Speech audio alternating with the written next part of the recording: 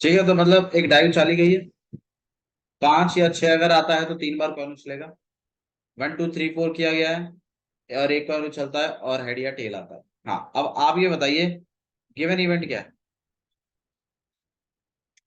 तो मतलब मैं ए इवेंट सेट कर रहा हूँ, क्या करूँ इसको? एग्जैक्टली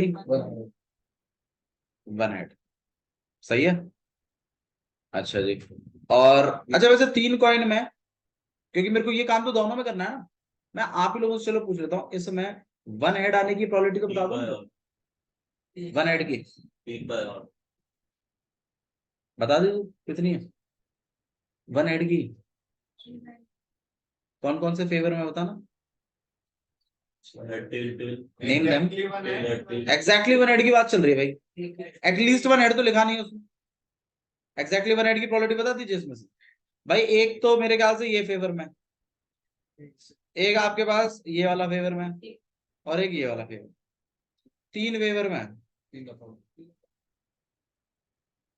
सही है। कितना लिखूं? 3/8। बहुत बढ़िया, गुड। अच्छा, 5 और 6 आने की प्रोबेबिलिटी भी तो बता दो, यही तो केसेस बनेंगे आपके, बताओ। 5 और 6 आने की 2/6। बहुत बढ़िया। अच्छा, 1 2 3 4 आने की। अच्छा, इसमें 1 हेड आने की। मैंने आपको फिर बोला क्वेश्चन होना चाहिए, अटकना नहीं है। अटकेगा क्वेश्चन तो दिक्कत है। आपको इस तरीके से चीजों को करना है कि आपको समझ में आए, बेस थ्योरम का फॉर्मेट फॉलो हो और क्वेश्चन हो। अटकना है, मतलब डाउट नहीं बनना चाहिए उसमें। हाँ, 1 हेड की बता दो इसमें। एक अपॉन। हाँ भाई, अब आप बताइए मैं इवन क्या सेट करूं। शी गॉट 5 और 6, सही है ना। E2 क्या सेट करूं? बिल्कुल, शी गॉट 1 2 3 4। हाँ भाई, प्रोबेबिलिटी किस चीज की बतानी है ये बता दो। जो एक हेड आया वो प्रोबेबिलिटी ऑफ मेरा एग्जैक्टली 1 हेड तो आ गया, ये तो करवा दिया मैंने। मुझे किसकी बतानी है? E2 की। 1 2 3 4 से है, पढ़ लीजिए कुछ। Find the probability she obtained exactly 1 head. Probability बताइए कि उसको 1 2 3 4 आया था टाइप पे। तो मतलब मुझे कहीं ना कहीं बनाना है E2। फॉर्मूला क्या बैठेगा? प्रोबेबिलिटी ऑफ E2 इनटू में ए अपॉन में E2 अपॉन में प्रोबेबिलिटी ऑफ E1 इनटू में प्रोबेबिलिटी ऑफ ए अपॉन में E1 plus probability of E2 A upon में। सॉल्व करिए, कितना आंसर लग देखा कहाँ किया? समझ तो आ गया, करके दिखाओ। वैल्यूज आपके सामने है, सॉल्व करिए उसको फटाफट। इसमें वैल्यूज प्लेस करनी है आपको और मुझे सॉल्व कर करके देना है। करो। अब वही तो कह रहा हूँ, कैलकुलेशन मिस्टेक हो जाती है इसमें, जो तेरी पढ़ाई पेल रहा है। कोई बात नहीं, कर लेते हैं। हाँ भाई, E2 हो चुका है। E2 की प्रोबेबिलिटी बताइए। She got 1 2 3 4। 1 2 3 4 आने की प्रोबेबिलिटी कितनी है भाई? 4/6। E2 हो गया। अब ए की प्रोबेबिलिटी बतानी है, मतलब 1 हेड की, तो कितनी है? 1/2। फिर यहाँ पर आपके पास E1 मतलब 5 और 6, तो 2/6। फिर उसके बाद उसमें हेड आने की 3/8। फिर E2 आने की 4/6 और 1/। भाई देखो, सबके नीचे 6 है, इधर भी 6 है, इधर भी 6 है, इधर भी 6 है, तो 6 काट लीजिए। अब आप बताइए ऊपर क्या बचा? 4/2। यहाँ क्या बचा? 2 into में 3/8। 6 कटवा दिया मैंने। और यहाँ बचा 4 into में 1/2। 2 से कट कर लेते हैं इसको, 2 बार पे। 2 से 1 बार, यहाँ पे 4 बार। कितना रह गया आपके पास? और इसको भी कट कर लीजिए।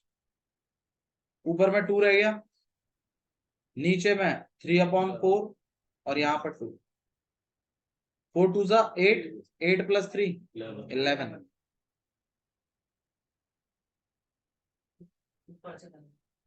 फिर आप इसको ऊपर भेज दीजिए, कितना हो जाएगा आपके पास?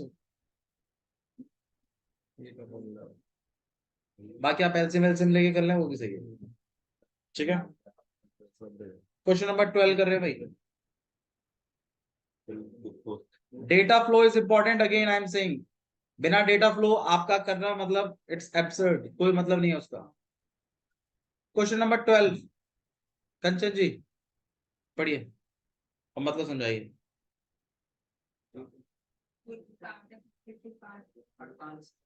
A card from a pack of 52 cards is lost. 52 पत्तों में से एक पत्ता हो चुका है। From the remaining card of the pack 2 cards are drawn. भाई टोटल कार्ड्स थे आपके पास 52, एक पत्ता, 1 कार्ड जो है वो लॉस्ट हो गया। 51। इसके बाद 2 कार्ड इसमें से ड्रॉ किए गए हैं and are found to be both diamonds, और दोनों के दोनों क्या पाए गए हैं कि डायमंड के, मतलब ईंट वाले हैं, ये पाए गए हैं। तो मतलब इट्स अ गिवन इवेंट। नाटक मत कर पीयूष, बहुत मारूंगा। दोनों जो पत्ते निकले हैं लास्ट में वो डायमंड के हैं।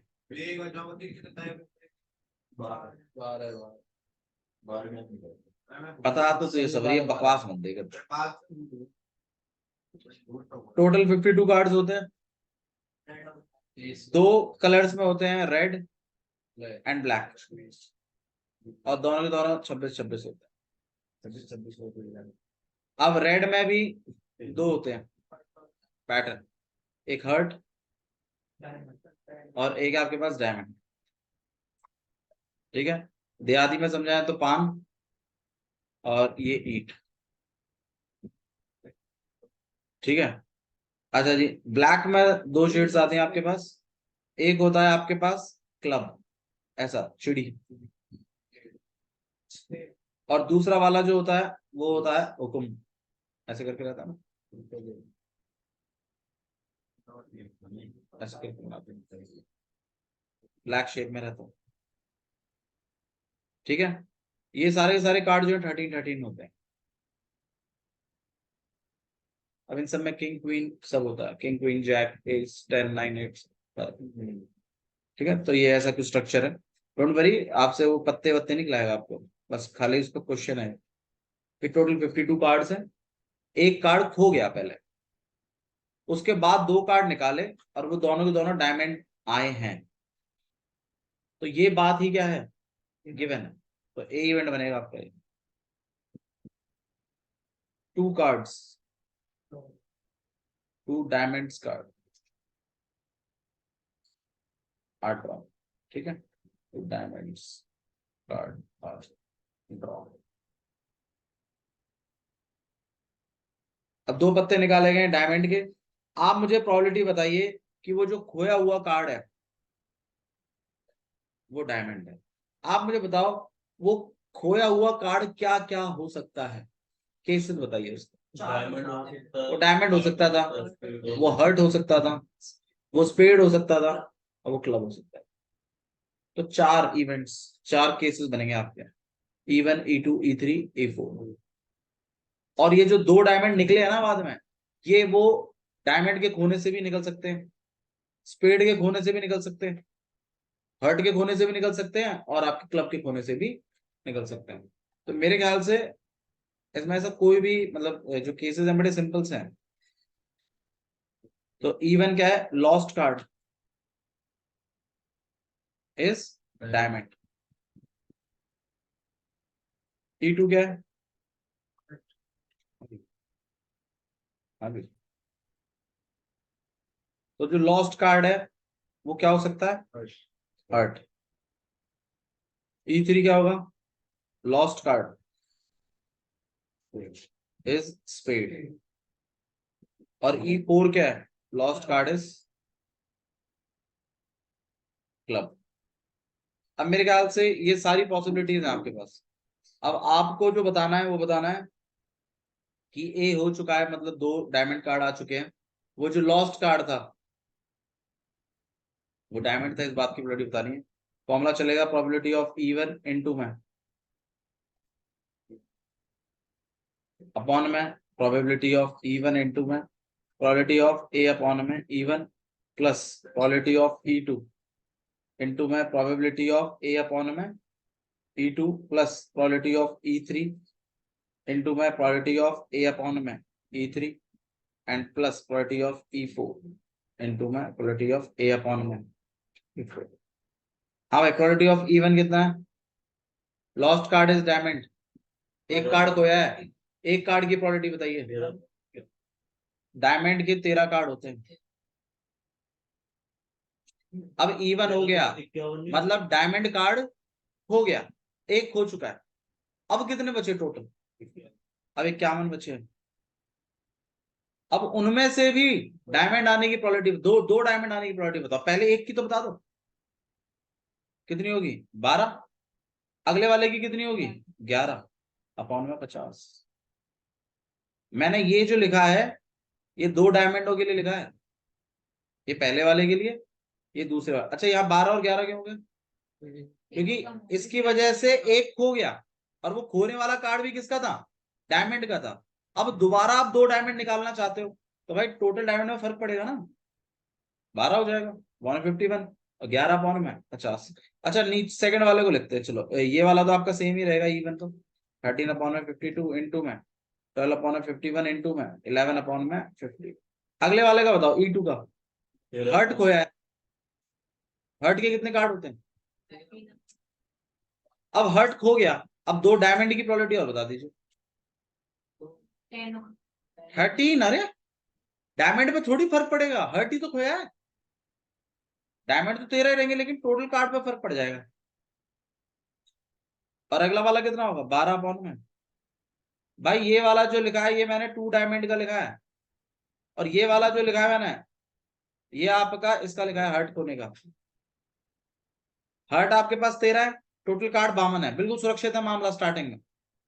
फिर एक हर्ट खो गया तो टोटल पे फर्क पड़ेगा ना, लेकिन डायमंड में नहीं पड़ेगा। डायमंड थोड़ी खोया था, खोया तो हर्ट का है, तो 13/50। अब अगले स्टेप में टोटल पे फर्क पड़ेगा और डायमंड पे भी फर्क पड़ेगा, क्योंकि अब तुम एक निकाल चुके हो पहले, ये वाला तो दोबारा निकल रहा है, तो 12 अपॉन में 50। ऐसे ही आप सबके लिखोगे, इसका भी सेम यही पैटर्न चलेगा सब। 132 ठीक है, ट्राई करिएगा, आता है आंसर तो बताइए। 132 312 आ रहा है।